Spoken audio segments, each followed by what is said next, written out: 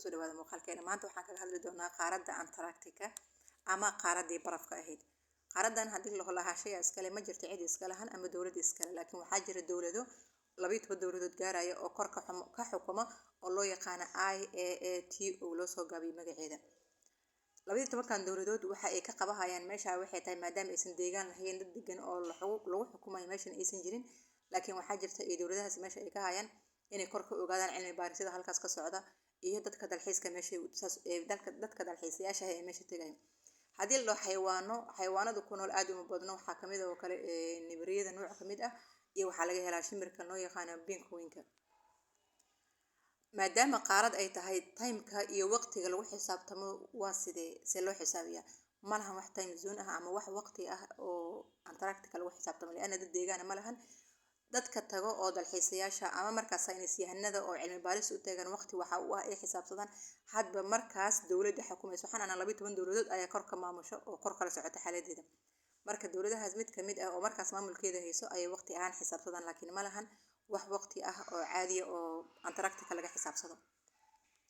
Antarctica waxaa ka dhaca mararka qaar maahan inta badan waxay leedahay dabaylo aad u xoogan oo saacadii jari kara ilaa 320 kilomitir saacadii dabaylo jar ay leedahay, laakiin looma yaqaan duufaano. halka qaaradaha adduunka marka oo deegaanada dadka ku nool ay ka dhacdo saacadii in 320 kilomitir dabaylasha ay jirto oo kala duufaano loo yaqaan sida tornado kale, laakiin meeshaan maadaama dad deegaano iyo guryo iyo dad aysan jirin waa dabayl iska caadi ah. saacadii waxay jirtaa 320 kilomitir. Antarctica waxaa loo tixgeliyaa inay tahay qaaradda ugu qalalan adduunka. saasay tahay waxa ay leedahay biyaha 70% biyaha fareshka ah ee cabitaanka u diyaarsan waxaa laga helaa Antarctica. labadan hadal wuxuu isku keeni karaa in qaaradan biyaheedii ay barafoobeen, marka waxaa lagu magacaabaa inay tahay qaaradda ugu qalalan dunida. roobku waa suurtagal inuu ka da'o, laakiin wuxuu ka da'aa dhanka xigta badda ee Antarctica Peninsula loo yaqaan. 70% waxaana biyaheedu waa fresh oo cabitaanka way ku fiican yihiin, laakiin waa biyo barafoobay. waxay leedahay buuro xiriirsan oo loo yaqaan Trans-Antarctica. midkeeda waxa uu gaaraa 3500 kilomitir, halka dhererkeeda uu gaaraa 3000 oo mitir. buurta ugu dheer Antarctica waxaa lagu magacaabaa Vinson, dhererkeedana waxa uu gaaraa ilaa 5000 oo mitir ayuu dhererkeeda gaaraa.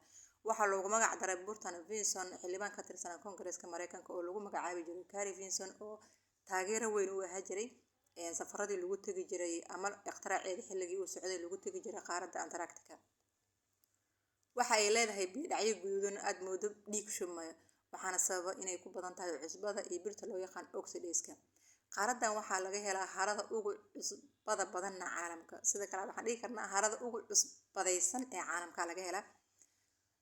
waxay caan ku tahay shimbirkan loo yaqaan penguin-ka ayaa caan ku tahay qaaradan Antarctica.